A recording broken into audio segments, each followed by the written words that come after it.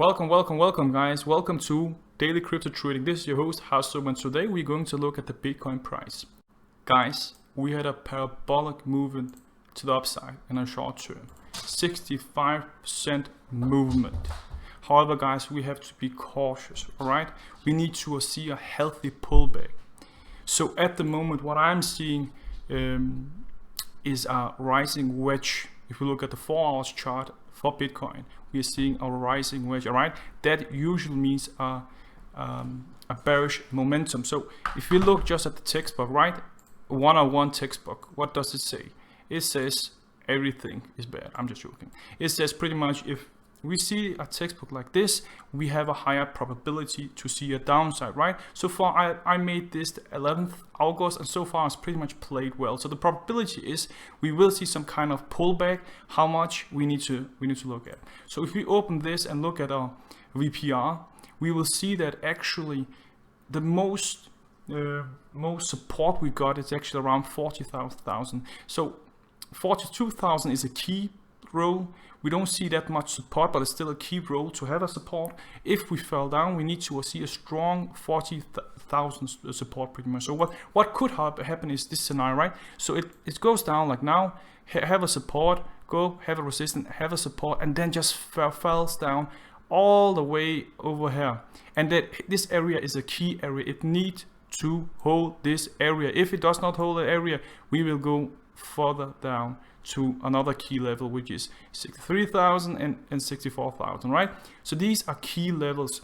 What can happen is like this. If we draw this support, resistance, fell down, and it holds 40,000, right? We can see the bulls pull back, get up, take the price high up. You see some price action, right?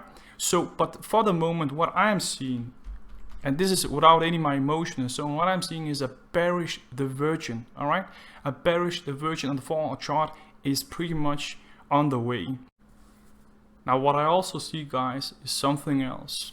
So if you guys see, I have pretty much made a Wyckoff reaccumulation phase right there, and it's pretty much look like Wyckoff, if you look at it, a reaccumulation phase. However, in Wyckoff, there's something called redistribution schematic. I don't think I can pronounce it, but I will show you guys the textbook. So the textbook is right here. So we have to be cautious, guys. The reason I'm only showing this is that we have to be cautious, right? Remove your emotions. Look, I believe in Bitcoin. I believe it will go to the moon, just not right away, but in the long term. However, in the short term, I believe we need a bigger pullback than this, because this is not organic. There's something wrong at the moment. And what Wyckoff is telling us, the redistribution schematic, is that we are the UTAD. There's a probability we are over here, right? So if we, like I said before, we don't see a healthy pullback and then hold the 40,000, 42 or 40,000 support line, this will hold, guys. We will be in a UTAD. What does this mean, guys? That means we have a higher probability for downside than upside. We have a bearish divergence, as I mentioned before. We have a rising wedge, which is unfolding. We have a Wyckoff redistribution schematic, which I can still not pronounce, which is if it holds, like I said before, the UTD, and if the 40K does not hold, we will see a downside.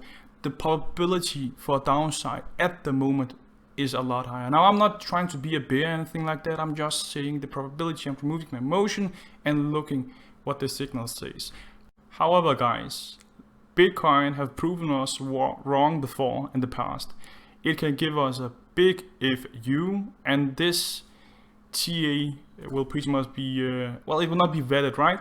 Which we of course hope, but we just again need to be cautious and need to look at probabilities.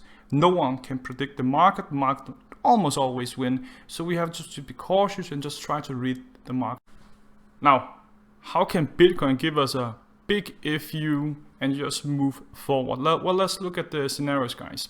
So actually, yeah, you know what? Let's look at this scenario right here. All right, and let's remove the VPR VR, the volume, and so on. All right, so what we have to look is pretty much the weekly chart, right? And we have to look at the SMA moving average pretty much. So let's look here. All right, so what we have to look at, which is really important if you are a big bull, is the SMA 21.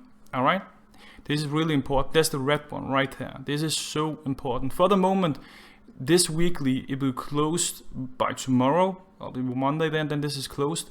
We are above that, the 21 SMA, which usually mean we are in a bullish momentum, which is of course good, right? However, look at the weeks 1, 2, 3, 4 weeks in a row we have been in the upside. This is not normally how things are. There will always be some kind of pullback, right? So we go up, then we go down, down, down. So the most important thing, if Bitcoin do like this, close down, right? Just let me show you a more better way. So if the SMA, if you see here the red one goes like this, right?